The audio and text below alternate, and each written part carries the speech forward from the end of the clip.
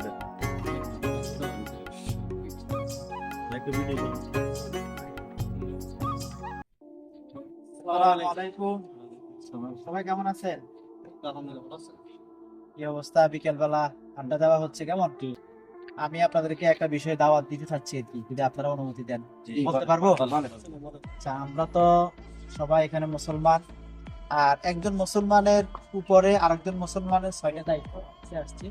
তার মধ্যে অন্যতম একটি সামাজিক গুরুত্বপূর্ণ দায়িত্ব হচ্ছে কোন মুসলমান যদি মারা যায় তার জানাজার নামাজে অংশগ্রহণ করা। ঠিক আছে? তো ভাই, আপনি জানাজার নামাজ নিশ্চয় পড়েন, মানে আপনার আত্মীয় স্বজন রিলেটিভ বা কোনো মুসলমান মারা গেলে আমরা জানাজার নামাজে সবাই অ্যাটেন্ড করি। এই জানাজার নামাজে আমরা অ্যাটেন্ড করলে আসলে আমরা জানাজাটা পরিপূর্ণভাবে আমরা ভাই পারি কিনা, আপনারা সবাই জানাজা পড়েন বা পারেন কিনা আপনারা? সেটা অনেক সময় হুজুরেরা বলে দেয়, আসলে অনেকদিন পর পর পড়া হয়তো ওরকম ভালোভাবে আপনাদের হয়তো জানা নেই। যেমন, তা আমি বিষয়টা আপনাদেরকে খুব সহজে বলে দিচ্ছি। ঈদের নামাজে আমাদের হাত উঠবে, তাকবীর যখন হুজুর তাকবীর বলবে তখন আমাদের ঈদের নামাজে কি হবে? হাত উঠবে। আর জানাজার নামাজে হাত উঠবে না। এটা তো আপনারা ক্লিয়ার হয়েছে। তার নামাজ ফরজে কিফায়া, 4 তাকবীর। কয় তাকবীর?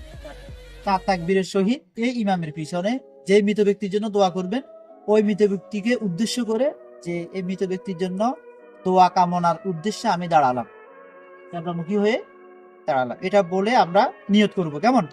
প্রথমে নিয়তে আমরা নামাজের মধ্যে যে সানাটা পড়ি ওই সানাটাই পড়বো স্বাভাবিকভাবে। এরপরে দ্বিতীয় তাকবীর হুজুর বলবে, আমরা তাকবীর বলবো, তবে হাত উঠবে না। কেমন? হাত কি উঠবে না। দ্বিতীয় তাকবীরে আমরা নামাজের মধ্যে যে দুরূদ শরীফটা আমরা পড়ি, দুরূদ ইব্রাহিম যেটা আমরা পড়ি, আল্লাহুম্মা সাল্লি আলা মুহাম্মাদিন ওয়া আলা, এই দুরূদটাই আমরা পড়ব।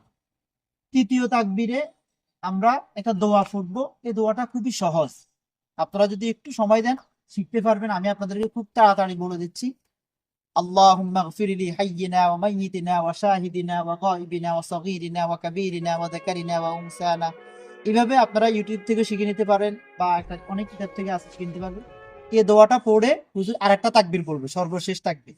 ওই তাকবীর বলে হুজুর নামাজ শেষ করবে।